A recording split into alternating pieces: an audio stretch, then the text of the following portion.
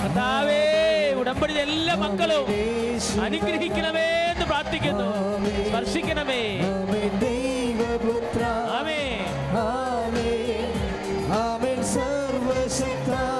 കരങ്ങൾ ഉയർത്തിയടിച്ചുകൊണ്ട് ദൈവം കൂടെ വരും. നിന്നെ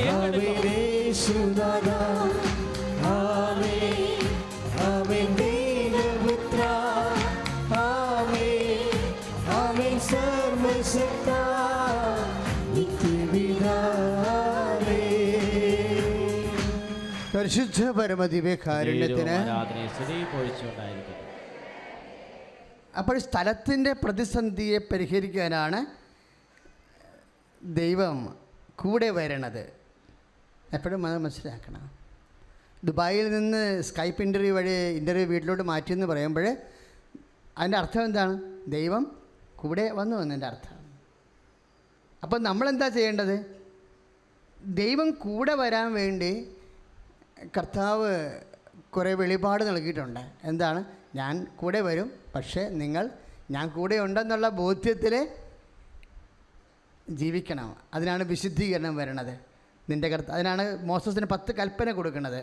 നിൻ്റെ കർത്താവ് ദൈവം ഞാനാകുന്നു. കർത്താവിൻ്റെ ദിവസം പരിശുദ്ധമായി ആചരിക്കണം. മാതാപിതാക്കന്മാരെ ബഹുമാനിക്കണം. ആ കൽപ്പനകളെല്ലാം കൊടുത്തിരിക്കുന്നത് എന്തിനാണെന്നറിയാവോ? കൂടെ വരാൻ വേണ്ടിയാണ്.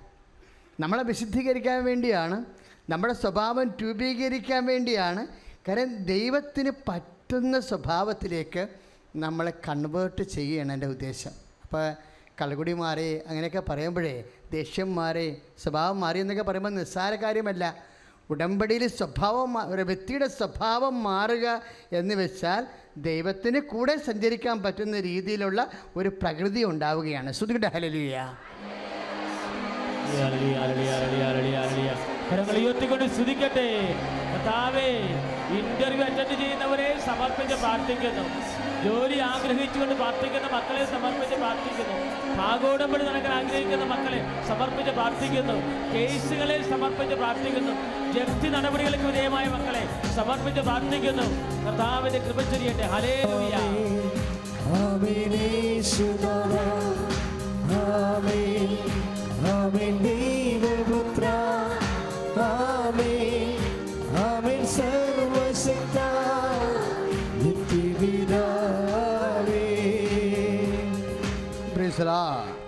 അതാണ് നമ്മൾ പുറപ്പാട് 33:14 വായിക്കുന്നത്. കർത്താവ് മോശയോട് പറഞ്ഞു, ഞാൻ തന്നെ നിൻ്റെ കൂടെ വരും, നിനക്ക് ആശ്വാസം നൽകുകയും ചെയ്യും. Price the lord. മോശ പറഞ്ഞു, അങ്ങ് ഞങ്ങളുടെ കൂടെ വരികയാണെങ്കിൽ, ഞങ്ങളിവിടെ നിന്ന് വരികയില്ലെങ്കിൽ ഞങ്ങളെ ഇവിടെ നിന്ന് പറഞ്ഞേക്കരുത്. Price the Lord. അങ്ങയുടെ ജനത്തിലും സംപ്രീതനാണെന്ന് എങ്ങനെ വെളിപ്പെടും? Praise the lord. മോശ ചോദിക്കണത്, അങ്ങ് ഞങ്ങളുടെ കൂടെ വരികയില്ലെങ്കിൽ അങ്ങയുടെ ജനത്തിൽ അങ്ങ് സംപ്രീതനാണെന്ന് എങ്ങനെ വെളിപ്പെടും? അപ്പോൾ ദൈവസാന്നിധ്യം വരുമ്പോഴാണ് ഈ സമയം സ്ഥലമൊക്കെ ചേഞ്ച് ആകണത്. ദൈവം കൂടെ വരുന്നുവെന്ന് സൂചനയാണ്. അതുകൊണ്ട് നമ്മൾ ട്രാൻസ്ഫറിന് വേണ്ടി പ്രാർത്ഥിക്കുന്നത്. ചില ആൾക്കാർ പ്രാർത്ഥിക്കത്തില്ലേ, അല്ല അവർക്ക് മുന്നോട്ട് പോകാൻ പറ്റത്തില്ല. സ്ഥലം ഉടമ്പടിയുടെ ഒരു പ്രധാനപ്പെട്ട ദൈവം പ്രവർത്തിക്കുന്ന ഒരു മേഖലയാണ്. കാര്യം ഈ ലോകത്ത് എന്തെങ്കിലും നടക്കണമെന്നുണ്ടെങ്കിൽ 2 വിഷയങ്ങൾ അനുകൂലമാകണം. എന്താണ്? സ്ഥലവും സമയവും. സ്ഥലവും സമയവും അനുകൂലമായാൽ മാത്രമേ സംഭവങ്ങൾ നടക്കത്തുള്ളൂ. Events happens. സംഭവങ്ങൾ നടക്കുന്ന എവിടെയാണ്? സ്ഥലത്തിൻ്റെയും സമയത്തിൻ്റെയും ഫോർമാറ്റിലാണ്. അപ്പം സ്ഥലം പ്രതികൂലമായാൽ ദൈവം സ്ഥലം ചേഞ്ച് ചെയ്ത് അനുകൂലമാക്കും. അത് ദൈവം രണ്ട് വിഷയമാണ് അതിൻ്റെ അത്. ദൈവം നമ്മൾ സംപ്രീതനാണെന്നുള്ളതും 1, ദൈവം കൂടെ വരുന്നു എന്നുള്ളത് 2. രണ്ടിൻ്റെ അടയാളമാണത്. ഇത് തന്നെയാണ് സമയത്തിനും സംഭവിക്കുന്നത്. ഒറ്റ രാത്രി കൊണ്ട് അമ്മ അത് ചേഞ്ച് ചെയ്യുമെന്ന് പറയുമ്പോൾ എന്താണ് എൻ്റെ അർത്ഥം? സമയമായില്ല എന്ന് പറഞ്ഞാൽ സമയമാക്കാൻ ദൈവമാതാവിൻ്റെ മധ്യസ്ഥത്തിന് കഴിയും എന്നുള്ള സൂചനയാണ് കാനായി നൽകുന്ന 1ാമത്തെ പാഠം. അതാണ് ഉടമ്പടിയിൽ വരുന്നത്. ഉടമ്പടി ചെയ്യണത് എന്താണ്? പരിശുദ്ധ അമ്മ വഴിയാണ് നമ്മളെ ഈശോയനോട് ഉടമ്പടി ചെയ്യണത്. വിശുദ്ധിയോടെ ദൈവത്തെ സ്നേഹിച്ച് സുവിശേഷത്തിൻ്റെ സാക്ഷിയാക്കി ജീവിച്ചു കൊള്ളാമെന്ന്. Price the Lord. ഹല്ലേലൂയ. യേശുവേ സ്തോത്രം. അപ്പോഴേ അത് എപ്പോഴും ഞാൻ നിങ്ങളുടെ കൂടെ വരും എന്ന് പറയുന്നത് ആണ് എപ്പോഴും ദൈവസാന്നിധ്യം ഉറപ്പ് വരുത്തുന്നതാണ് നമ്മുടെ സ്വഭാവ ക്രമീകരണം. സ്വഭാവം ഒരു ഭയങ്കര സീരിയസ് വിഷയമാണ്. ഇപ്പം ലിസി ജോണി എന്താണ് സാക്ഷ്യം പറഞ്ഞത്? എൻ്റെ ഭർത്താവിൻ്റെ സ്വഭാവം ചേഞ്ചായെന്ന് പറഞ്ഞു അല്ലേ? സ്വഭാവം അങ്ങനെ ഒരു സാക്ഷ്യമുണ്ടായിരുന്നു. ഉടമ്പടി എടുത്തപ്പോൾ എൻ്റെ ഭർത്താവിൻ്റെ സ്വഭാവം മാറി. മകളുടെ സ്വഭാവം ഷീല എന്താ പറഞ്ഞത്? ഷീല ജോണിയാണ് ഭർത്താവിൻ്റെ സ്വഭാവം മാറിയെന്ന് പറയണത്. ലിസി എന്താ പറഞ്ഞത്? എൻ്റെ മകളുടെ സ്വഭാവം മാറിയെന്ന് പറയും. കാര്യം സ്വഭാവം എന്ന് പറയുന്നത് എന്താണ്? പ്രകൃതിയാണ്. രക്ഷകൻ വരുന്ന മുമ്പ് പ്രകൃതി മാറ്റം ഉണ്ടാകണം. ഇത് ആഗമന കാലമല്ലേ? ആഗമന കാലത്തിൽ സഭ പ്രഘോഷിക്കുന്നത് ആരെയാണ്? യോഹന്നാൻ മാംദാനായുടെ സുവിശേഷങ്ങളാണ് പറയണത്. പള്ളികളിലൊക്കെ വായിക്കണത് എന്താണ്? കുന്നും മലയും നിരത്തപ്പെടും, വളഞ്ഞവ ഋജുവാക്കപ്പെടും, അത് പരിപരുത്തവ മാർദ്ദവമുള്ളതാക്കപ്പെടും. പ്രകൃതിയാണല്ല. കുന്ന് പ്രകൃതിയല്ലേ? മല പ്രകൃതിയല്ലേ? മരുഭൂമി വിളിച്ചു പറയുന്നതിൻ്റെ സ്വരം മരുഭൂമി പ്രകൃതിയല്ലേ? അപ്പോൾ ഈ പ്രകൃതിയുടെ മാറ്റം ഒരു പ്രധാനപ്പെട്ടതാണ്. ദൈവവചനം ഉച്ചത്തിൽ ഉദ്ഘോഷിക്കപ്പെടുന്നത് മിക്കവാറും മരുഭൂമിയിലാണ്. ബൈബിളെ ജീവിതത്തിൻ്റെ മരുഭൂമി ദൈവസ്വരം കേൾക്കുന്ന ഒരു അനുകൂലമായ കാലാവസ്ഥയാണ്. കൈയിടിച്ച് കർത്താവ് ഹല്ലേലൂയ.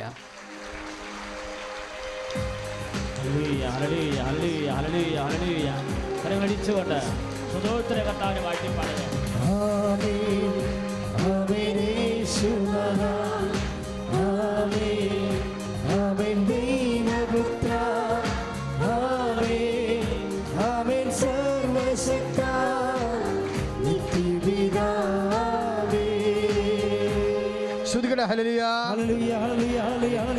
ഉയർത്തിക്കൊണ്ട് സ്തുതിക്കട്ടെ.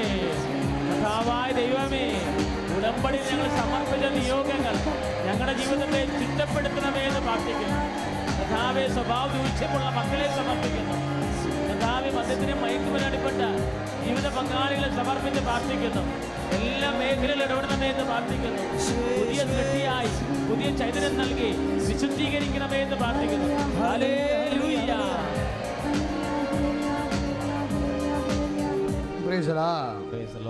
അതാണ് യോഹന്നാൻ മാംദാന പറയണത്. യോഹന്നാൻ 1:23. യോഹന്നാൻ പറഞ്ഞു, യെശയ്യാ ദീർഘദർശി പ്രവചിച്ചതുപോലെ കർത്താവിൻ്റെ വഴികൾ നേരെയാക്കുവിൻ എന്ന് മരുഭൂമിയിൽ വിളിച്ചു പറയുന്നവൻ്റെ ശബ്ദമാണ് ഞാൻ. Price the Lord. അപ്പോൾ ജീവിതം മരുഭൂമിയിലേക്ക് വരുമ്പോൾ പരിശുദ്ധാത്മാവുള്ള വിശ്വാസി തിരിച്ചറിയും എന്താണ്? ദൈവശബ്ദം കേൾക്കാൻ സമയമായി.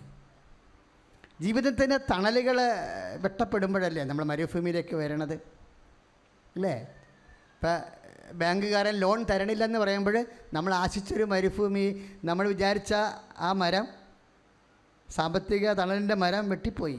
അപ്പോൾ നമ്മൾ മരുഭൂമിയിലായി. നിസ്സാരമല്ലല്ലോ.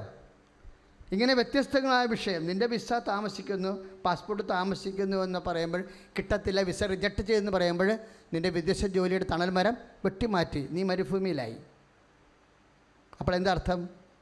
പരിശുദ്ധാത്മാവ് ഉണ്ടെങ്കിൽ പരിശുദ്ധാത്മാവ് പറയും, ലിസിക്കുട്ടി നീ മരുഭൂമിയിലായി, നിൻ്റെ സാമ്പത്തിക തണലിൻ്റെ മരം വെട്ടപ്പെട്ടിരിക്കുന്നു. അപ്പോൾ യോഹന്നാനെ പോലെ മരുഭൂമി എന്താണ്? ദൈവത്തിൻ്റെ സ്വരം കേൾക്കാൻ നിനക്ക് കാലമായി. അതുകൊണ്ട് കർത്താവിൻ്റെ സ്വരത്തിന് നീ കാത്തു കൂർപ്പിക്കുക. സ്തുതിക്കട്ടെ. ഹല്ലേലൂയ. കരങ്ങൾ ഉയർത്തിക്കൊണ്ട് സ്തുതിക്കട്ടെ. ഹല്ലേലൂയ. കർത്താവേ, ആഗമന കാലത്തില് കർത്താവിൻ്റെ വചനത്തിന് കാതോർക്കാൻ, ജീവിത വിശുദ്ധിയോടുകൂടി ജീവിക്കാൻ, ദൈവത്തെ ക്രമപ്പെടുത്താൻ കർത്താവേ ഉടമ്പടി അഭിഷേകമായി തീരണമേ. എൻ്റെ പേര് ലതകുമാരി. ഞാൻ തിരുവനന്തപുരം ജില്ലയിൽ നിന്നാണ് വരുന്നത്. ഞാൻ 2ാമത്തെ പ്രാവശ്യമാണ് ഈ അൾത്താരയിൽ നിന്ന് സാക്ഷ്യം പറയുന്നത്. അതിന് അമ്മയ്ക്കും തിരുകുമാരനും ഒരുപാട് നന്ദി പറഞ്ഞുകൊണ്ടാണ് ഞാൻ തുടങ്ങുന്നത്. ആദ്യമായി ഞാൻ എൻ്റെ മകളുടെ വിവാഹ കാര്യമാണ് പറയുന്നത്. അവൾക്ക് പഠിച്ചുകൊണ്ട് BCom ലാസ്റ്റ് എക്സാം 6 സെമ്മിൻ്റെ എക്സാം തുടങ്ങിയപ്പോഴാണ് ഒരു വിവാഹം വന്നത്. അപ്പോൾ അവൾ പറഞ്ഞു ഇനി ഇപ്പോൾ എന്തായാലും വിവാഹം വേണ്ട എന്ന് പറഞ്ഞോണ്ട് പിന്നെ അവർ വന്ന് പെണ്ണ് കണ്ടിട്ട് പോട്ടെ എന്ന് പറഞ്ഞ് ഞാൻ അമ്മയോട് പറഞ്ഞു, അമ്മേ എൻ്റെ മകൾക്ക് ഇത് സന്തോഷമുള്ള ഒരു ജീവിതമാണെങ്കിൽ മാത്രമേ അമ്മ ഇത് നടത്തി തരാവൂ, അവർക്ക് ഇഷ്ടപ്പെട്ടിട്ട് പോവാവൂ എന്ന്. അവർ വന്ന് ഒരു മെയ് 1-ാം തീയതി വന്ന് പെണ്ണ് കണ്ടു. മെയ് 12-ാം തീയതി തന്നെ എൻഗേജ്മെൻറ്റും നടന്നു. 6 മാസം കല്യാണത്തിന് സമയമുണ്ടായിരുന്നു. ഞങ്ങളുടെ കയ്യിൽ അധികം കാശൊന്നും വച്ചിട്ടില്ലായിരുന്നു കല്യാണത്തിന്. അത് ഞങ്ങൾക്കൊരു 5 സെൻറ്റ് വസ്തു ഉണ്ടായിരുന്നു. അത് വിൽക്കാൻ അതും പ്രമാണം ബാങ്കിലാണ് ഇരുന്നത്. അത് വിൽക്കണമെന്നുണ്ടായിരുന്നു. പക്ഷേ 8 വർഷമായിട്ടും നടക്കാതിരുന്നത് ഞാൻ ഇവിടുത്തെ ഉടമ്പടി എടുത്ത ഒപ്പ് കൊണ്ടുവന്ന് വിശ്വാസ പ്രമാണം പറഞ്ഞ് അവിടെ വസ്തുവിൽ കൊണ്ട് ഇടുകയും 3 ദിവസം കഴിഞ്ഞപ്പോൾ ഒരാൾ വന്ന് ആ വസ്തു നോക്കുകയും അവർക്കിഷ്ടപ്പെട്ട് അവർ വില ഉറപ്പിക്കുകയും ചെയ്തു. അത് കഴിഞ്ഞ് പ്രമാണമെല്ലാം ബാങ്കിൽ നിന്നെടുത്ത് ആകെ 4 ലക്ഷം രൂപയും കൊണ്ടാണ് ഞങ്ങൾ വിവാഹത്തിനിറങ്ങിയത്. അവൾക്ക് അവിടെ സ്ത്രീധനമൊന്നും ചോദിച്ചില്ലായിരുന്നു അവർ. എന്നാലും ഞങ്ങൾക്കൊരു ഇതുണ്ടായിരുന്നു മകൾക്ക് കൊടുക്കണം എന്ന് വിചാരിച്ചു. പക്ഷേ നല്ല രീതിയിൽ അമ്മ എനിക്ക് കല്യാണത്തിന് നല്ല രീതിയിൽ നടത്തുവാനും ഞങ്ങൾ വിചാരിച്ചതിൽ നിന്ന് അവൾക്ക് എല്ലാം കൊടുക്കുവാനും നല്ല രീതിയിലൊരു കല്യാണം നടത്തുവാനും എല്ലാവരും എന്നോട് വന്ന് പറയുകയും ചെയ്തു. നല്ല രീതിയിൽ നീ വിചാരിച്ചതിൽ നിന്ന് നല്ലതായിട്ട് നടന്നു. ഞാൻ അമ്മയോട് പറഞ്ഞു, അമ്മേ വിവാഹം സംബന്ധിച്ച് എനിക്ക് 1 രൂപ പോലും പലിശ കൊടുക്കാൻ എൻ്റെ കയ്യിലില്ല. അതുകൊണ്ട് അമ്മ എന്നെ കൂടെ നിന്ന് ഒരു അമ്മ മകളുടെ വിവാഹത്തിന് എങ്ങനെയാണോ വന്ന് നിൽക്കുന്നത് അതുപോലെ തന്നെ വന്ന് നിന്ന് എൻ്റെ മകളുടെ കല്യാണം അമ്മ നടത്തി തരണമെന്ന്. കല്യാണം കഴിഞ്ഞ് എല്ലാം കഴിഞ്ഞിട്ട് ഞാൻ ഇന്ന് ഈ സെക്കൻഡ് വരെ 1 വർഷം കഴിഞ്ഞു കല്യാണം കഴിഞ്ഞിട്ട് 1 രൂപ പോലും പലിശ കൊടുത്തിട്ടില്ല. ഞങ്ങളിൽ എല്ലാം നല്ല സന്തോഷമായിട്ട് ഒരു കടമോ ഒന്നുമില്ലാതെ തന്നെയാണ് മോളുടെ കല്യാണം നടന്നത്. രണ്ടാമതായി ഞാൻ എൻ്റെ വീട്ടിനകത്ത് നിൽക്കുമ്പോൾ ഒരു പാമ്പ് 8 അടി വീരൻ്റെ പുറത്ത് ചവിട്ടി നിൽക്കുക. അറിഞ്ഞില്ലായിരുന്നു പാമ്പിൻ്റെ പുറത്താണ് നിൽക്കണേന്ന്. എന്താണ് ഇത് കിടക്കുന്നതെന്ന് നമ്മൾ തറയിൽ നോക്കിയപ്പോഴാണ് അറിയുന്നത്. പിന്നെ അത് പാമ്പായിരുന്നു എന്ന്. പെട്ടെന്ന് തന്നെ എടുത്ത് മാറി പെട്ടെന്ന് ആ കാലുകൊണ്ട് തന്നെയാണ് ഞാൻ ചവിട്ടി എറിഞ്ഞത്. പക്ഷെ എന്നെ കടിച്ചില്ല പാമ്പ്. അപ്പോഴും ഞാൻ വിചാരിച്ചു അമ്മ ഞങ്ങളുടെ കൂടെ തന്നെ ഉണ്ടെന്ന്. അതിൻ്റെ 3-ൻ്റെ അന്ന് പിന്നെയും എൻ്റെ ഹസ്ബൻഡും ഇതുപോലെ തന്നെയാണ് ഒരു ചെറിയൊരു ഇടവഴിയിൽ നിന്ന് പോകുമ്പോഴത്തേക്കും പാമ്പിൽ ചവിട്ടി. പക്ഷെ അദ്ദേഹത്തിനെയും കടിച്ചില്ല. അപ്പോഴും ഞാൻ വിചാരിച്ചു എന്തായാലും ഞങ്ങളുടെ കുടുംബത്തിൻ്റെ കൂടെ തന്നെ അമ്മ ഉണ്ട് കാവലായി എന്ന്. രണ്ടാമത് എനിക്കൊരു എക്സാം ഉണ്ടായിരുന്നു. അപ്പോൾ ഇവിടുത്തെ ഉടമ്പടി എടുത്ത കാശ് രൂപം കൊണ്ടാണ് ഞാൻ ആ എക്സാമിന് പോയത്. എക്സാമിന് പോയിട്ട് തിരിച്ച് വീട്ടിൽ വന്നപ്പോഴും നോക്കിയപ്പോൾ എൻ്റെ ഉടമ്പടി കാശ് രൂപം കണ്ടില്ല. ഞാൻ തിരിച്ച് ഉടഞ്ഞതിന് കുറച്ച് ദൂരമാണ് എക്സാം പോയി. എന്നാലും ഞാൻ തിരിച്ച് ഉടഞ്ഞ് തന്നെ അവിടെ എല്ലാം പോയി നോക്കിയിട്ടും ആ ഉടമ്പടി കാശ് രൂപം കിട്ടിയില്ല. പിന്നെ ഞാൻ 3 ദിവസം എനിക്ക് 3-ൻ്റെ അന്ന് പിന്നെയും ഒരു എക്സാം അവിടെ ഉണ്ടായിരുന്നു. 3-ൻ്റെ അന്ന് പോയപ്പോഴും ഞാൻ കരഞ്ഞ് ഈ 3 ദിവസവും ഞാൻ ഉണ്ണാതെയോ ഉറങ്ങാതെയും കരഞ്ഞ് വിഷമിച്ച് നടന്നു. അമ്മയോട് പറഞ്ഞു, അമ്മയെ കാശ് രൂപ നഷ്ടപ്പെട്ടാൽ എൻ്റെ ഉടമ്പടി നഷ്ടപ്പെട്ടതുപോലെയാണല്ലോ അമ്മേ. അതുകൊണ്ട് എനിക്ക് എങ്ങനെയെങ്കിലും ആ കാശ് രൂപ ഒന്ന് തിരിച്ച് തന്നു തന്നെ ആവണം അമ്മയെന്ന്. അങ്ങനെ ഇരിക്കുമ്പോൾ ഞാൻ ആ 3-ാമത്തെ ദിവസം അവിടെ എക്സാമിന് പോകുമ്പോൾ ഭയങ്കര മഴയാണ്. അവിടെ ഭയങ്കര മഴയുള്ള ഒരു ദിവസം ചെളിയെല്ലാം കിടന്ന് അവരവിടെ തൂത്ത് വൃത്തിയാക്കി എല്ലാം തീയെല്ലാം ഇട്ടിരിക്കുന്നു. ഞാൻ എൻ്റെ 2 വീലർ അവിടെ കൊണ്ട് വച്ചിട്ട് ഞാൻ എൻ്റെ കണ്ണുകൊണ്ട് നോക്കിയതും ആദ്യം കണ്ടത് ഞാൻ എൻ്റെ ഉടമ്പടി കാശ് രൂപ എൻ്റെ മുഖത്ത് ഒരു വെട്ടം പ്രകാശിക്കുന്നത് പോലെയാണ്. ഞാനാണെങ്കിൽ കാരണം ഞാൻ അവിടെ രണ്ടാമത് തിരിച്ചു വന്ന് നോക്കിയ സ്ഥലമാണ്. പിറ്റേന്ന് ഞാൻ പോയി നോക്കി കണ്ടില്ല. 3-ൻ്റെ അന്ന് പോയപ്പോഴത്തേക്കും ആ കാശ് രൂപ എൻ്റെ കയ്യിൽ തിരിച്ച് കിട്ടുകയും ഞാൻ അമ്മയ്ക്ക് കാരണം ആ പരീക്ഷാ ഹാളിൽ ഞാൻ 3-ാമത്തെ എക്സാമിന് കയറിയപ്പോൾ ആ കാശ് രൂപം കൊണ്ട് തന്നെയാണ് കയറിയത് ഞാൻ എക്സാമിന്. അത് 2-ാമത്തെ എൻ്റെ സാക്ഷ്യം. 3-ാമത്തേത് ഞാൻ എപ്പോഴും അമ്മയോട് പ്രാർത്ഥിക്കുമ്പോൾ പറയുമായിരുന്നു, അമ്മ എല്ലാവർക്കും കാശ് രൂപവും അമ്മയുടെ എന്തെങ്കിലും വസ്തുക്കൾ കളഞ്ഞു കിട്ടുമെന്ന്. പക്ഷേ ഞങ്ങൾക്ക് മാത്രം ഒന്നും കളഞ്ഞു കിട്ടിയില്ലല്ലോ എന്ന് ഞാൻ പ്രാർത്ഥിക്കുക. എൻ്റെ കൊച്ചുമോൾക്ക് ഭയങ്കര വിശ്വാസമാണ്. അവൾക്കെങ്കിലും ഒരു കുഞ്ഞ് കാശ് രൂപം കളഞ്ഞു കിട്ടിയിരുന്നെങ്കിൽ എന്ന് ഞാൻ വിചാരിച്ചു. ഈ ഓണത്തിന് മോൾ എക്സാമിന് പോയിട്ട് വന്നപ്പോൾ വേനിലാണ് പോണത്. ഞങ്ങൾ തിരുവനന്തപുരം കാരക്കമണ്ഡപത്താണ് താമസിക്കുന്നത്. ആ വേനിൽ നിന്ന് എൻ്റെ മോൾക്ക് കിട്ടിയ ഒരു കാശ് രൂപമാണ് ഇത്. കാരണം ഒരു ഉടമ്പടി കാശ് രൂപമാണ്. പക്ഷേ ഞാനപ്പോൾ മോളെടുത്ത് പറഞ്ഞു, മോളെ ഇത് ഏതോ കുഞ്ഞുങ്ങൾക്ക് അവരുടെ അമ്മ അവരുടെ കയ്യിലിട്ട് കൊടുത്തതാണ് എക്സാമിന്. അത് മോൾ എന്തായാലും വേനിൽ പോയി തിരിച്ച് കേൾക്കണം എല്ലാവരോടും. അവളെല്ലാവരോടും ചോദിച്ചു ഇത് ആരുടെയെങ്കിലും കാശ് രൂപം എന്തെങ്കിലും കളഞ്ഞിട്ടുണ്ടോ, കൃപാസനത്തിലെയാണ് എന്ന് പറഞ്ഞപ്പോൾ ഇന്ന് ഇതുവരെയും ആരും വന്നിട്ടില്ല. പക്ഷേ എന്തായാലും ആ ഒരു കാശ് രൂപം നഷ്ടപ്പെട്ടതിൻ്റെ വേദന എന്താണെന്നുള്ളത് എനിക്കറിയാം. ഇത് വഴിയെങ്കിലും ആരെങ്കിലും ഈ കാശ് രൂപത്തിന് അവിടെ ഉണ്ടെങ്കിൽ അജിത് ട്രാവൽസ് എന്ന് പറഞ്ഞൊരു ട്രാവൽസിൽ നിന്നാണ് ഞങ്ങൾക്കിത് കിട്ടിയത്. അവരാരെങ്കിലും വരണം. വന്നാൽ ഞാൻ ഇത് തിരിച്ചു കൊടുക്കാം. ഇല്ലെന്നുണ്ടെങ്കിൽ അത് ഞങ്ങളുടെ കയ്യിൽ തന്നെ ഇരിക്കും. എൻ്റെ കാശ് രൂപം അല്ല, ഇത് വേറെ ആളിൻ്റേതാണ്. അപ്പോൾ അവർ വന്നു കഴിഞ്ഞാൽ ഞാൻ ഇത് കാണുകയാണെങ്കിൽ ഇത് തിരിച്ച് ഞാൻ കൊടുക്കും അവർക്ക്. ദേശീയ പ്രവർത്തനം ഞാൻ ഇവിടെ നിന്ന് കൊണ്ടുവന്ന പത്രങ്ങളെല്ലാം എല്ലാവർക്കും ഞാനും എൻ്റെ ഇളയ ആളും കൂടെ 2 വീലറിൽ കൊണ്ട് ബസ് സ്റ്റോപ്പിൽ, പള്ളിയുടെ നടയിൽ, അല്ലാതെ എവിടെയെങ്കിലും റോഡിൽ എല്ലാവരും നിൽക്കുന്ന എടുത്ത് കൊണ്ടുവന്ന് കൊടുക്കാറുണ്ട്. പിന്നെ ഞങ്ങളുടെ ഇപ്പം ഞാൻ ഇവിടെ വന്ന് ഉടമ്പടി എടുത്തതിന് ശേഷം ഒരു വിശേഷവും ഞങ്ങൾ വീട്ടിൽ ആഘോഷിക്കാറില്ല. കാരണം ഒരു ബർത്ത്ഡേ വന്നാലോ ഒരു വെഡ്ഡിങ് ആനിവേഴ്സറി വന്നാലോ എന്ത് വിശേഷം വന്നാലും ഞങ്ങൾ അനാഥാലയത്തിൽ കൊണ്ടുവന്ന് ഫുഡ് കൊടുത്ത് അവരുടെ കൂടെ ഇരുന്ന് കഴിച്ചിട്ട് വരികയാണ് ചെയ്യുന്നത്. പിന്നെ രാവിലെ ചേട്ടൻ പോകുമ്പോഴേ എനിക്ക് പറ്റുന്ന ദിവസങ്ങളിൽ ഞാൻ ഒരു പൊതി ചോറോ എന്തെങ്കിലും കൊടുക്കും. അല്ലെങ്കിൽ പുള്ളി പുറത്തുനിന്നെങ്കിലും വാങ്ങി ആർക്കെങ്കിലും ഒരു പൊതി ചോറോ എന്തെങ്കിലും ഫുഡോ അല്ലെങ്കിൽ ഞങ്ങൾ ഇത് കൊടുക്കാറുണ്ട്. പിന്നെ സുഖമില്ലാതെ കിടക്കുന്നവർക്ക് വേണ്ടി 1 രൂപയെങ്കിലും എന്നെ കൊണ്ടാകുന്നത് ഞാൻ സഹായം ചെയ്യാറുണ്ട്. ഇവിടെ നിന്ന് തന്നെ കൃപാസനത്തിൽ ട്രെയിനിൽ വെച്ച് പരിചയപ്പെട്ട ഉടമ്പടി എടുത്ത കുറേ ആൾക്കാരുമായിട്ട് ഞങ്ങളൊരു ഗ്രൂപ്പുണ്ട്. ആ ഗ്രൂപ്പ് വഴി സഹായങ്ങൾ കേൾക്കുന്ന എല്ലാവർക്കും ഞങ്ങളെ കൊണ്ടാകുന്ന എല്ലാവരും ഞങ്ങൾ ഒരു തുക ചെയ്ത് വിചാരിച്ച് എല്ലാവരും കൂടെ കൊണ്ടുവന്ന് അവർ തന്നെയാണ് കൊണ്ടു കൊടുക്കാൻ. ഡ്രസ്സോ ആഹാരമോ എന്താണെന്ന് വെച്ചാൽ അവരത് ചെയ്യാറുണ്ട്.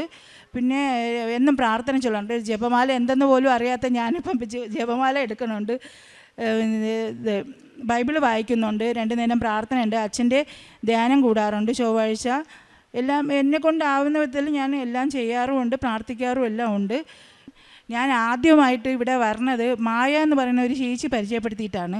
അത് ഞാൻ പറയുന്നില്ല, കാരണം അവർ പറഞ്ഞ് എൻ്റെ മനസ്സിനകത്ത് ഇവിടെ വരണമെന്നൊരു ആഗ്രഹം ഉണ്ടായിരുന്നു. പക്ഷേ ഒരു ദിവസം ഞാൻ സ്വപ്നത്തിൽ ഒരു പള്ളി സ്വപ്നം കാണുകയാണ്.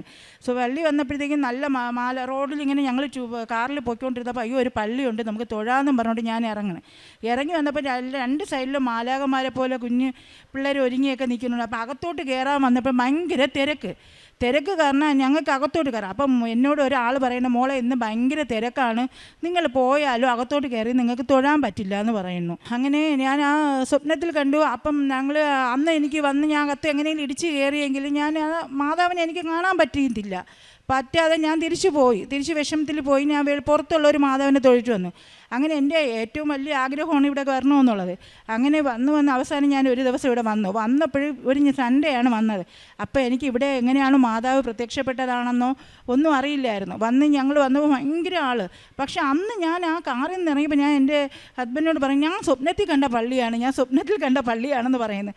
അപ്പോൾ പുറത്തിരിക്കുന്ന ഒരു മാതാവാണ് യഥാർത്ഥത്തിൽ മാതാവെന്നാണ് ഞാൻ വിചാരിച്ചത്. അവിടെ എല്ലാം തൊഴുതിട്ട് ഇവിടെയൊക്കെ വന്നെങ്കിലും ഇവിടെ അന്ന് ധ്യാനം ഉള്ളത് കൊണ്ട് ഭയങ്കര ആളായിരുന്നു. അപ്പോൾ എനിക്ക് അറിയില്ലായിരുന്നു ഇവിടെ എന്താണെന്ന്. അപ്പം ഞാൻ അങ്ങ് വീട്ടിൽ പോയി. 3-ന്റെ അന്നാണ് ഞാൻ അറിയുന്നത് യഥാർത്ഥത്തിൽ ഞാൻ മാതാവിനെ കണ്ടിട്ടില്ല. പക്ഷെ ഞാൻ എൻ്റെ സ്വപ്നത്തിലും മാതാവിനെ കണ്ടില്ല. അപ്പോൾ സ്വപ്നത്തിൽ വന്നതും ഞാൻ യഥാർത്ഥത്തിൽ ആദ്യം വരുമ്പോൾ മാതാവിനെ കാണില്ല എന്നായിരുന്നു. അത് എനിക്ക് ഭയങ്കര ഒരു അത്ഭുതമായിരുന്നു. രണ്ടാമത് ഞാൻ പിന്നെ 1 മാസം കഴിഞ്ഞാണ് വന്നപ്പോഴാണ് ഞാൻ മാതാവിനെ കാണുന്നത്. എൻ്റെ 2ാമത്തെ പ്രാവശ്യമാണ് ഞാൻ ഇവിടുത്തെ മാതാവിനെയും ഈശോയെയും എല്ലാവരെയും കാണുന്നത്. പിന്നെ എനിക്ക് ഒരു 11 വർഷമായിട്ട് എൻ്റെ 2 കാലും ഉറങ്ങാൻ പറ്റില്ല. ഭയങ്കര കോച്ചി പിടിക്കാൻ പോകണം. കാരണം ഉറക്കത്തിൽ എണീച്ചിരുന്ന ഭയങ്കര കരച്ചിലാണ് ഞാൻ. ഭയങ്കര കരച്ചിൽ, നല്ല വേദനയാണ് കാല് കോച്ചി പിടിച്ച്. എന്ന് വെച്ചാൽ ഞങ്ങൾക്കൊരു ടൂറൊക്കെ പോകുമ്പോൾ പോലും പോകാൻ പറ്റില്ല. കാരണം അത്രയും കാല് കോച്ചി പിടിക്കുക, തണുപ്പൊന്നും അടിക്കാൻ പറ്റില്ല. എപ്പോഴും കാലിൽ മരുന്നിട്ടിരിക്കണം, അല്ലെങ്കിൽ സോക്സ് ഇടണം, അങ്ങനെയൊക്കെ ആയിരുന്നു. ഇപ്പോൾ ഇവിടുത്തെ ഉടമ്പടി തൈലം കൊണ്ട് എൻ്റെ കാലിൽ പറഞ്ഞിട്ട് പറഞ്ഞു, അമ്മേ ഞാൻ എത്ര ദിവസം കൊണ്ട് രാത്രി ഒന്നും ഉറങ്ങിയിട്ട് നല്ലതായിട്ട്, അതുകൊണ്ട് എനിക്ക് ഒന്നും ഉറങ്ങണോ അമ്മേ, ഈ അസുഖം ഒന്ന് മാറ്റി തരുമോ എന്ന് ചോദിച്ച് ഉടമ്പടി തൈലം എന്നും ഇടാറുണ്ടായിരുന്നു. അങ്ങനെ ഇട്ട് 6 മാസമായിട്ട് ഞാൻ ഇപ്പം എനിക്ക് ഒരു കുഴപ്പമില്ല. ഞാൻ എത്ര തണുപ്പിൽ നിന്നാലും കുഴപ്പമില്ല. രാത്രി കാല് മൂടാറില്ല. ഞങ്ങളിപ്പോൾ ഓണത്തിന് തന്നെ ഞാൻ എവിടെ തണുപ്പത്തെല്ലാം പോയിട്ട് പോലും എനിക്ക് കാല് കോച്ചി പിടിക്കലോ കാര്യങ്ങളോ ഒന്നുമില്ലായിരുന്നു. അതുകൊണ്ട് ഈ ഒരു കാലിൽ കോച്ചിൽ പിടിക്കലും മാറ്റി തന്നതിന് അമ്മയ്ക്കും തിരുകുമാരനും ഒരുപാട് നന്ദിയുണ്ട്.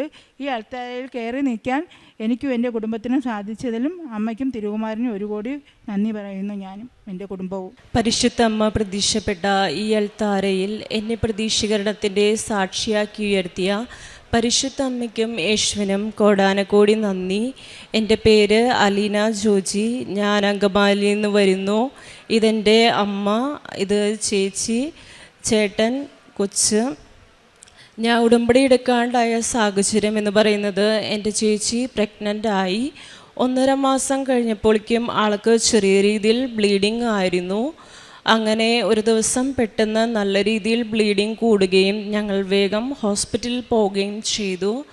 അങ്ങനെ ഡോക്ടറെ കണ്ടപ്പോൾ ഡോക്ടർ പറഞ്ഞു സ്കാൻ ചെയ്ത് നോക്കിയിട്ട് പറയാമെന്ന്. അങ്ങനെ സ്കാൻ ചെയ്ത് റിപ്പോർട്ട് വന്നപ്പോൾ ഡോക്ടർ പറഞ്ഞു കുഞ്ഞ് കിടക്കുന്ന പൊസിഷൻ എന്ന് പറയുന്നത് ഒത്തിരി താഴെയാണ്, അതുകൊണ്ട് ഈ കുഞ്ഞ് 90% അബോഷനായി പോകുമെന്ന്. അങ്ങനെ കേട്ടപ്പോൾ വളരെയേറെ സങ്കടമായി. അങ്ങനെ പരിശുദ്ധ അമ്മയോട് ഞാൻ പറഞ്ഞു, അമ്മേ, ഈ കുഞ്ഞിനെ ഈ അൾത്താരയിൽ കിടത്തുവാൻ ഞങ്ങൾക്ക് ഒരു അനുഗ്രഹം തരണേ എന്ന്. അങ്ങനെ ഞാൻ കുടുംബ പ്രാർത്ഥനയ്ക്ക് ശേഷം എല്ലാം ഉടമ്പടി തൈലം പുറ്റി പ്രാർത്ഥിക്കുമായിരുന്നു. അങ്ങനെ 3-ാം മാസത്തെ സ്കാനിങ്ങിൽ ചെയ്ത് കഴിഞ്ഞപ്പോൾ ഡോക്ടർ പറഞ്ഞു ബ്ലീഡിംഗ് ഒന്നുമില്ല, കുഞ്ഞിന് യാതൊരു കുഴപ്പവുമില്ല എന്ന് പറഞ്ഞു. അങ്ങനെ 5-ാം മാസത്തെ സ്കാനിങ്ങിൽ യാതൊരു കുഴപ്പവും ഉണ്ടായിരുന്നില്ല. അങ്ങനെ ആ മാസങ്ങളെല്ലാം കടന്നുപോയി. 35 വീക്സ് ആയപ്പോഴേക്കും ചേച്ചിക്ക് ഫ്ലൂയിഡ് പോവാൻ തുടങ്ങി. അതിനോടൊപ്പം തന്നെ യൂറിനറി ഇൻഫെക്ഷൻ കൂടി ഉണ്ടായിരുന്നു. അങ്ങനെ വേഗം അഡ്മിറ്റാക്കുകയും അവർ ലേബർ റൂമിൽ കയറ്റുകയും ചെയ്തു. അപ്പോൾ ഡോക്ടർ പറഞ്ഞു നമുക്ക് പിറ്റേ ദിവസം 12 മണി വരെ നോക്കാമെന്ന്. പക്ഷേ 35 വീക്സ് ആയതുകൊണ്ട് തന്നെ കുഞ്ഞിൻ്റെ തല കീഴ്പോട്ടാവുന്നുള്ളൂ. അതുകൊണ്ട് കുഞ്ഞ് ഇറങ്ങി വരാൻ ഒത്തിരി താമസമുണ്ട്, ആൾക്ക് നല്ല പെയിനുണ്ട് എന്ന് പറഞ്ഞു. അങ്ങനെ അന്ന് ചൊവ്വാഴ്ചയായിരുന്നു. അപ്പോൾ ഉടമ്പടി ധ്യാനത്തിൽ പ്രത്യേകം പറഞ്ഞ് പ്രാർത്ഥിക്കുമായിരുന്നു. അങ്ങനെ ചേച്ചി അഡ്മിറ്റ് ആക്കിയ സമയത്ത് ഞാൻ പേപ്പറിൽ ഒപ്പിട്ട് പ്രാർത്ഥിച്ചിരുന്നു, പരിശുദ്ധ അമ്മയെ അമ്മയുടെ തൈലത്തിന് മുകളിൽ കത്തിവെക്കാൻ ഒരിക്കലും ഇടവരുത്തരുതേ എന്ന് ചേച്ചിക്ക് എന്നും ഞാൻ തൈലം പുരട്ടി പ്രാർത്ഥിക്കുമായിരുന്നു.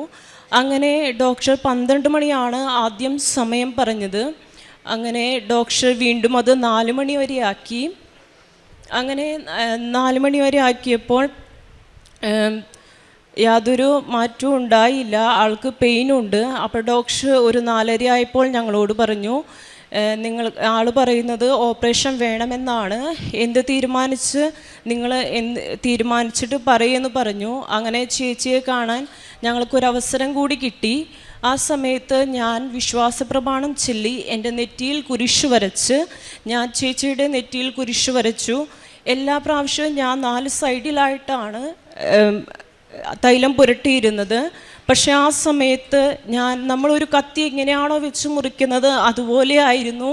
ഞാൻ ആ സമയത്ത് തൈലമെടുത്ത് 2 പ്രാവശ്യം ഞാൻ ഇങ്ങേയറ്റം മുതൽ അങ്ങേയറ്റം വരെ പുരട്ടി. ആ സമയത്ത് അസിസ്റ്റൻറ്റ് ഡോക്ടറും മെയിൻ ഡോക്ടറും എല്ലാം കൂടെ ഉണ്ടായിരുന്നു. അങ്ങനെ അത് കഴിഞ്ഞ് പിന്നെ പെട്ടെന്നായിരുന്നു എല്ലാ കാര്യങ്ങളും നീങ്ങുന്നത്. തൊട്ടടുത്തുള്ള ചാപ്പലിലിരുന്ന്, ലേബനൂമിൻ്റെ തൊട്ടടുത്ത് ഒരു ചാപ്പലാണ്. അപ്പോൾ ആ ചാപ്പലിലിരുന്ന് പ്രാർത്ഥിച്ചുകൊണ്ടിരിക്കുകയായിരുന്നു. അങ്ങനെ വീണ്ടും ഡോക്ടറെ കണ്ടപ്പോൾ ഡോക്ടർ പറഞ്ഞു നമുക്ക് ഒരു 5 മണി വരെ നോക്കാമെന്ന്. കാരണം ഫ്ലൂയിഡ് പോയതുകൊണ്ട് കൊച്ചിനെ ഒത്തിരി നേരം നമുക്ക് അങ്ങനെ നിർത്താൻ പറ്റില്ല, കുഞ്ഞിനെ ഇൻഫെക്ഷൻ ആവും, അതുകൊണ്ട് സിസേറിയൻ മാത്രമേ വഴിയുള്ളൂ എന്ന് പറഞ്ഞു. അങ്ങനെ തൈലം പുരട്ടി ഇറങ്ങിയതിന് ശേഷം പിന്നീട് വേഗത്തിലായിരുന്നു എല്ലാ കാര്യങ്ങളും, വേഗത്തിലായിരുന്നു. അങ്ങനെ 5:11 ഞങ്ങൾക്ക് ഒരു നോർമലായിട്ടുള്ള ഒരു പെൺകുഞ്ഞിനെ നൽകി പരിശുദ്ധ അമ്മ ഞങ്ങളെ അനുഗ്രഹിച്ചു. ഇതാണ് എൻ്റെ ആദ്യത്തെ സാക്ഷ്യം എന്ന് പറയുന്നത്. രണ്ടാമത് എന്ന് പറയുന്നത്, ഇവിടെ സാക്ഷ്യങ്ങളെല്ലാം പറയുമ്പോൾ എല്ലാവരും പറയുന്നുണ്ട് ഇങ്ങനെ അടയാളങ്ങൾ കിട്ടിയെന്ന്, മുല്ലപ്പൂവിൻ്റെ മണം കിട്ടി, അല്ലെങ്കിൽ സ്വപ്നത്തിൽ മാതാവ് വന്നു എന്നൊക്കെ. അപ്പോൾ അങ്ങനെ ഞാനൊരു ദിവസം പ്രാർത്ഥിച്ചു, മാതാവേ എനിക്കും ഒരു അടയാളം നീ തരുമോ എന്ന്. അങ്ങനെ ചോദിച്ചപ്പോൾ പരിശുദ്ധ അമ്മ ഞാൻ പ്രാർത്ഥിച്ചുകൊണ്ടിരിക്കുന്ന സമയത്ത്, കൊന്തച്ചൊല്ലി പ്രാർത്ഥിക്കുന്ന സമയത്ത് തിരിയിൽ മുകളിലായിട്ട് മാതാവിൻ്റെ രൂപം തെളിഞ്ഞു നിന്നു. വേറെ ദിവസം ഞാൻ പ്രാർത്ഥിച്ചുകൊണ്ടിരുന്ന സമയത്ത് പച്ചത്തിരിയിൽ മാതാവിൻ്റെ പൂർണ്ണരൂപം കിരീടം വെച്ച് തിരുവസ്ത്രങ്ങൾ അണിഞ്ഞ് അതിന് സൈഡിലായിട്ട് ഒരു വൈറ്റ് ഹാർട്ട് ഉണ്ടായിരുന്നു. തിരിയുടെ മുകളിലായിട്ട് ഒരു രക്തക്കട്ട പോലെ ഉണ്ടായിരുന്നു. ഈ ഇത്രയും വലിയ അനുഗ്രഹം കിട്ടിയതിന് ഞാൻ നന്ദി പറയുന്നു. ദൈവമാതാവിനും തിരുക്കുമാരനും 1000 നന്ദി. ഞാൻ എൻ്റെ സാക്ഷ്യം പറയാൻ വൈകിയതിൽ ക്ഷമ ചോദിക്കുന്നു. എൻ്റെ ഈ മകൾക്ക് 2 മാസം പീരീഡ്സ് ആയില്ല.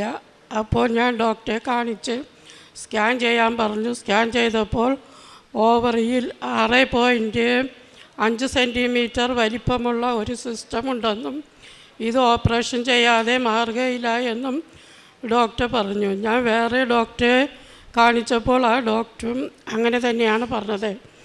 അപ്പോൾ ഞാൻ ഉടമ്പടി തൈലമെടുത്ത് വയറ്റത്ത് പ്രാർത്ഥിച്ച് പിറ്റേ ദിവസം ആ സിസ്റ്റം പൊട്ടിപ്പോവുകയും തിരെ ഡോക്ടറെ ചെന്ന് കണ്ടപ്പോൾ സ്കാൻ ചെയ്തിട്ട് വരാൻ പറഞ്ഞു. സ്കാൻ ചെയ്തപ്പോൾ അങ്ങനെ ഒരു സിസ്റ്റം ഇല്ല എന്നും പിറ്റേ മാസം തുടങ്ങി റെഗുലറായിട്ട് പീരീഡ്സ് ആവുകയും ചെയ്തു. ഇതാണ് എൻ്റെ ആദ്യത്തെ അനുഗ്രഹം. രണ്ടാമത്തെ, ഞങ്ങളുടെ പറമ്പിൽ സാധാ കിണർ കുത്തിയാൽ വെള്ളം കിട്ടുകയില്ല. ഞങ്ങളുടെ കൃഷി സ്ഥലം നനയ്ക്കുന്നതിന് ഒരു കുഴൽ കിണർ താത്താൻ ഞങ്ങൾ തീരുമാനിച്ച് താത്താൻ വന്നപ്പോൾ നാട്ടുകാർ തടുത്തു.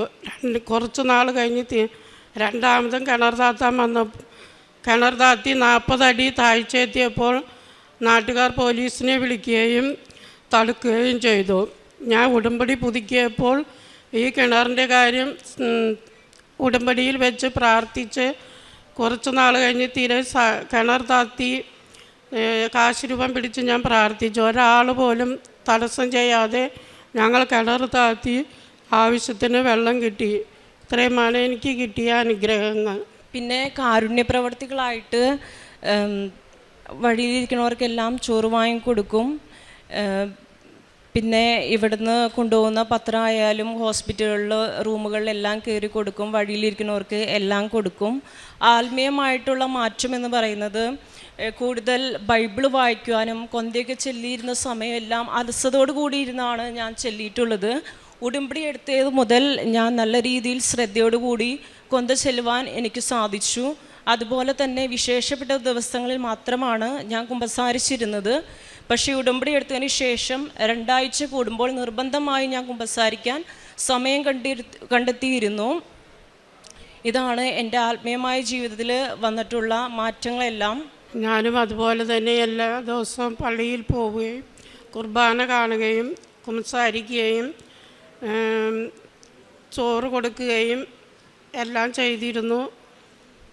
ബൈബിൾ വായിക്കാൻ കിട്ടുന്ന സമയങ്ങളിലെല്ലാം. ഡോക്ടർ അബോഷണാവ് പറഞ്ഞ സമയത്ത് റൂമിൽ വെച്ച് ചേച്ചി കാശുരൂപം വയറ്റിന് മുകളിൽ വിശ്വാസം ചൊല്ലി കരഞ്ഞു പ്രാർത്ഥിച്ചിരുന്നു. ആ സമയത്ത് ഡോക്ടർ പറഞ്ഞത് കുഞ്ഞ് താഴെയാണ്, ആ കുഞ്ഞ് അബോഷണായി പോകുമെന്നാണ്. പക്ഷേ അങ്ങനെ പ്രാർത്ഥിച്ചിരുന്ന സമയത്ത് ഏകദേശം ഒരു 2:30 സമയമായിട്ടുണ്ട്. അപ്പോൾ മുകളിൽ നിന്ന് താഴെ നിന്ന് മുകളിലേക്ക് എന്തോ പിടിച്ച് കയറ്റി വെക്കുന്നതായിട്ട് എൻ്റെ ചേച്ചിക്ക് അനുഭവപ്പെട്ടു. ഇതൊക്കെയാണ് ഞങ്ങൾക്ക് കിട്ടിയുള്ള അനുഗ്രഹങ്ങൾ. ഇത്രയും വലിയ അനുഗ്രഹങ്ങൾ തന്ന പരിശുദ്ധ അമ്മയ്ക്കും യേശുവിനും ഒരിക്കൽ കൂടി കോടാനക്കോടി നന്ദി പറഞ്ഞുകൊണ്ട് എൻ്റെ സാക്ഷ്യം ഞാനിവിടെ ചുരുക്കുന്നു.